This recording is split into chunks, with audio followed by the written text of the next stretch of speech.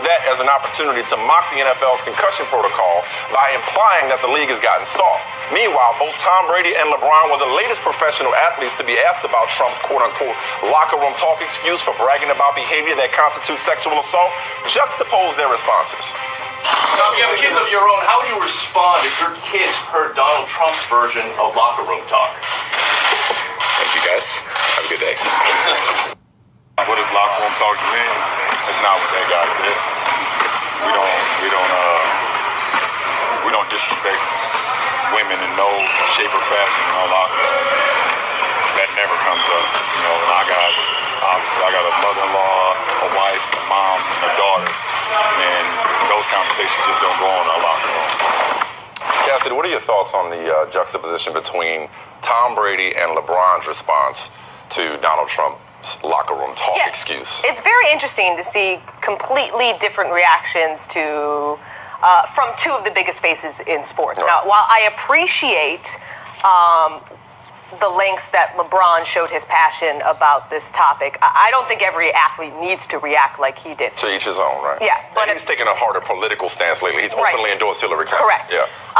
But at the same time, I wish I would have seen a little more from Tom Brady, like walking as a leader in that locker room, just even say, hey, I don't really feel like addressing that, instead of just saying, like, acting as if it was the most preposterous thing to ask him. And I know the Patriot way and whatnot, but like, you're opening it up for your other teammates to have to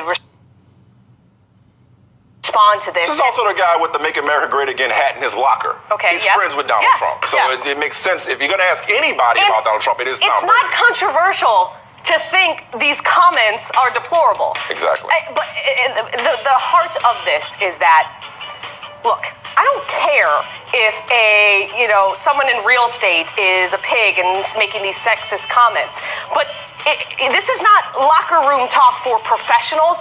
A, he wasn't even in the locker room, and B, you don't make these comments if you're running for president. This is not Oval Office talk. This is not Oval Office talk, exactly. That's hard to say.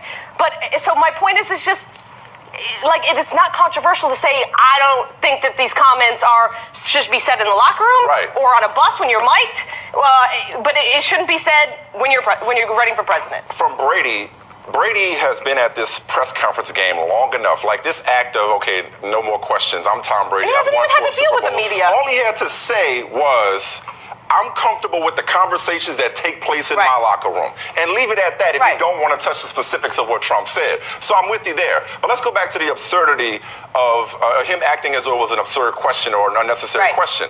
On some levels, it kind of is. Because, as usual, there's a deflection going on here. To your point, Cassidy, the Republican presidential nominee saying what he said, about grabbing women, and the subsequent things that have come out about what he's done with women, right? Which is, we spend the whole show laying out that list. That is not licensed to go and examine locker room culture. It doesn't matter what's said in locker rooms. It wasn't in a locker room. It is not about the locker room. It's not about sports culture. It's about this guy. Focus on this guy. For the last guy, you could examine his reverend and what he said, his birth certificate, everything in the world about his character. This ain't about what LeBron or Brady or any other athlete might be saying in their locker rooms. And it's not just professional locker rooms. It's been a long time since I've been to the gym, obviously, but there's a locker room in gyms, There's a locker room at spas. This is not the kinds of conversations that's acceptable in any man's locker room. Therefore, all men should denounce this. So once again, it continues to be situations where it's like finding ways to redirect or move on to another topic of conversation. Professional athletes should not have to answer for what this dude said. And I said dude, and I caught myself because I could say a lot worse, but I got something coming on the other side. I don't need to cuss no more. So does that mean you agree with what Tom Brady did? No, it's not that. I'm glad you said that. It's not that I agree with what Tom Brady did. I wish he'd have done better.